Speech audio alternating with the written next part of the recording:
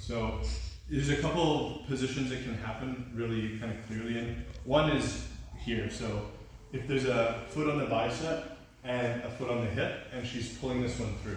This is much worse than if it was just 2 feet on the biceps. Because for this is mostly a defensive position for the spider player.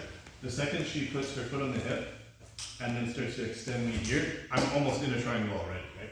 So this is really dangerous. I need to be cautious. If she throws this one over my head, I'm not in a triangle. Okay?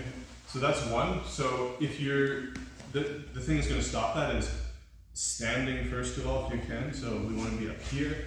And before the person can pull you, if they do, you know, you always want to be kind of turning your elbow in and trying to hide it here, but you want to be dealing with the one that's keeping you stuck.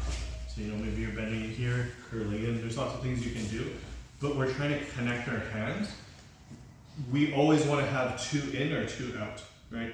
So if we're looking at another position where just a regular close guard, where some of you are getting kind of caught is here, if we go, this is bad.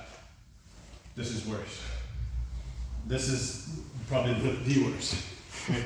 So we want to think about it in terms of like, you know, you can hold the belt or you can hold the pants. We want to imagine you're basically like holding a bar. You're holding something, and if that was to be the case, or you know, I've heard the comparison of like you're wearing handcuffs, one arm cannot go in without the other following. So if you do want to do like a double unders pass, or you know that they're gonna try and triangle you, a lot of times if you're coming here, and let's say they're kind of like stuffing the one arm in and you know that one's coming, if just by keeping them together, you can actually at least slow down and stop and start to change your angle. So my elbow's not past, so it's still problematic, but if I can move my body around to get here, now I can go into an attacking position and I'm safe. And again, it's like I have handcuffs or I'm holding the bar, I'm safe from here. It's this separation that's kind of getting some of us in trouble here. This way. Right. This is just a free submission, right? So same if you're doing over-under passes. So some of you are doing almost like this style, where you want to be really deep, almost like you're in deep, and this one's over top, and you're kind of pushing here. The problem is if you don't have a really specific way of controlling this leg, all that has to happen, if this hip gets light for her and she has this, I'm going to be triangle. Okay.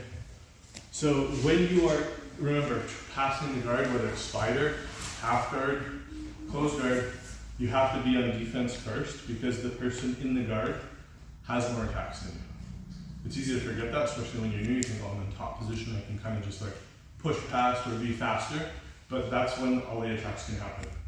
Especially when somebody has a good spider guard and they're going to chain together like a further range guard and a close range guard, you're going to be in danger if you're just leaning forward.